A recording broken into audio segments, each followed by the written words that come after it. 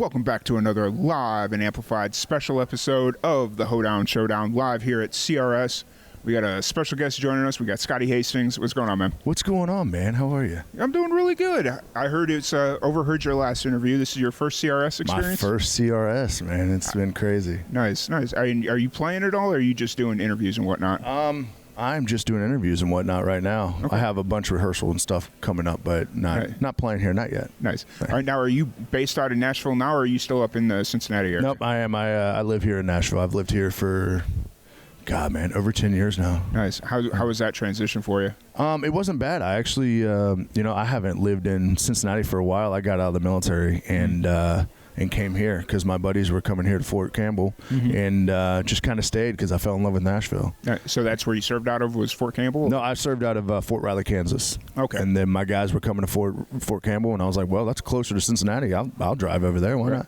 And moved over here and fell in love with the town and the people in Nashville, and I was like, man, this is where I need to be. Nice. And when did you kind of start playing music or discovering music? Was it always around? Or? Oh, so I've sang since I was a kid, but I actually decided to start playing guitar and really learning how to write and stuff when COVID hit, really, because at the time I was shooting archery with the U.S. Paralympic team, and I was traveling all over the country, and COVID hit and the world shut down, and I needed something to get out of my head. There's a lot of demons and stuff that I deal with from going to war and getting shot in Afghanistan and everything, and so yeah, I needed a way to get out of that and a way to escape. And for me, it was learning how to play the guitar. And then it just eventually grew into this newfound career and love that I have found, new purpose. Nice.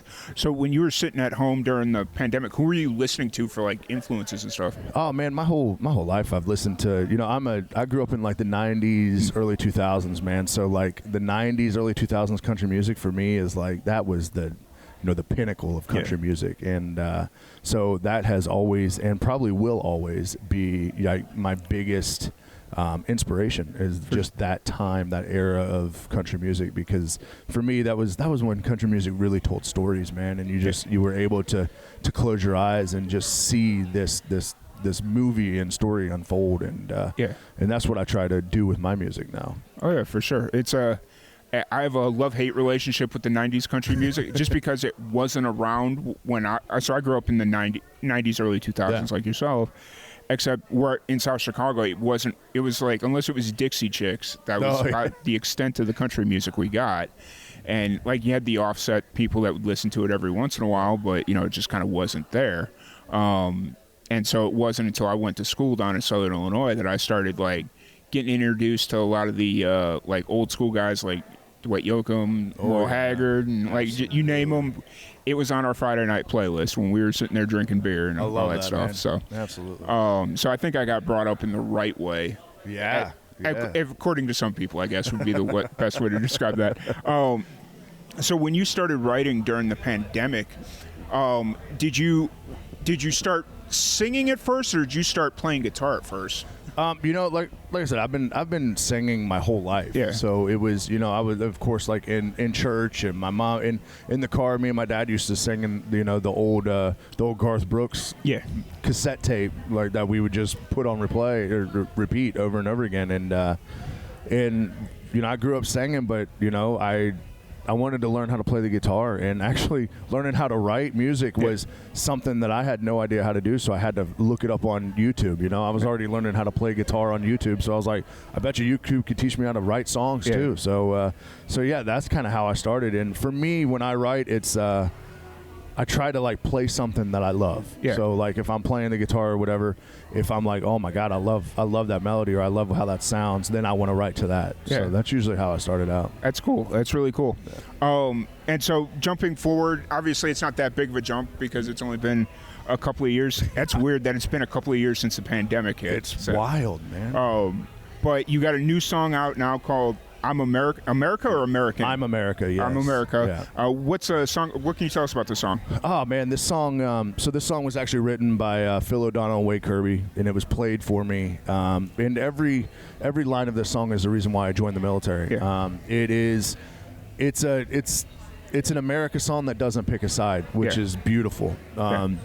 You know, because I'm not very political, but I love this country. There's a reason why I fought for it, and you know, I love the country and I love the people that are in this country, and this song is very much just talks about what America is. You know, it is this beautiful landscape. It is the people that are in this. It is, you know, it is everything that makes it beautiful. And it doesn't, like I said, it doesn't pick a side. It's very much, you know, take a step back and look around and remember the beauty that is around you. And I love that thought and that idea of, you know, you're like loving this country and not having to pick a side to love it. You know, just understanding that we are, you know, you're American and you're part of this country. Like, enjoy it. Like, this country is beautiful, man. Take a second and just look around. And I think that's what's so great about this song. Oh yeah, for sure. I've found a great appreciation for that song, or this song, listening, because I had a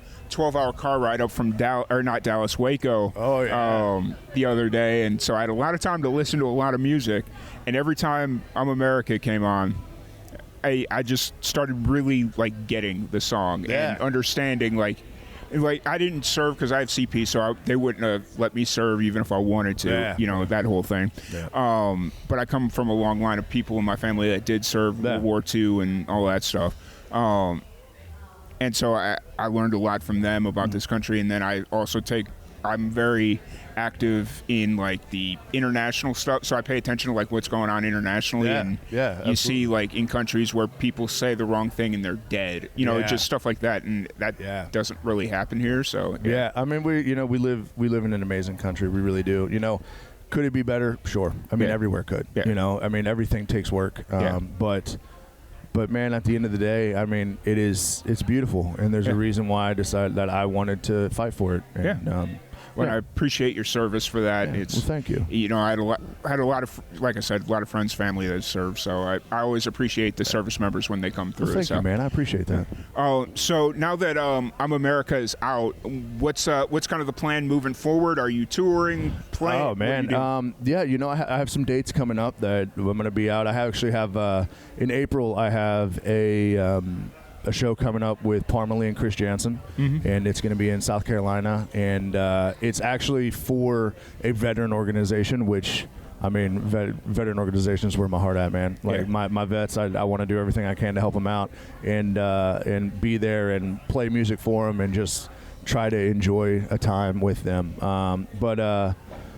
But yeah, man, we have some dates coming up. We have a lot of music coming up. I have an EP coming out in May, and pre-save will be March 19th for that. And man, it's a lot of cool stuff happening. It's been a wild ride, man. Nice. And is this your first like bigger project?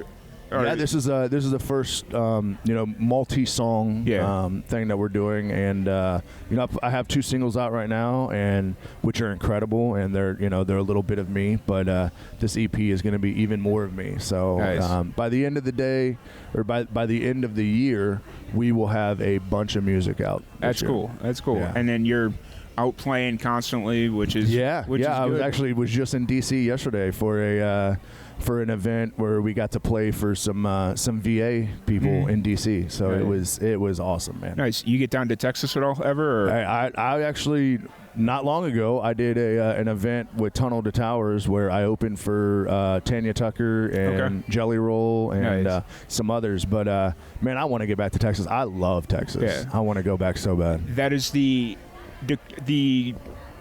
issue I'm having. I don't want to leave Texas. Like, I've only been there 4.5 years, and it's like I could literally move anywhere within like 2 hours of this place and be 100% happy. Yeah.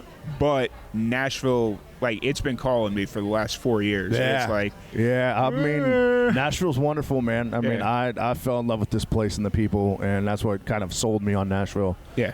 But Texas is its own world, man. Oh yeah, it is 100%. So if anybody wants to check out your music or any of that fun stuff, your socials, where's the best place to find you? Yeah, so on social media, you can find me at Scotty Hasting Music, or you can check out my website, scottyhasting.com. Literally, you'll be able to find my music, my schedule, everything. I mean, you can even reach out to me, whatever you want to do, but yeah. Awesome. Well, once again, thank you so much for joining us, Scotty. Really appreciate your time. Thank you so much for having me. Yeah, and thank you, everybody, for tuning in, and we'll catch y'all later. Thank you.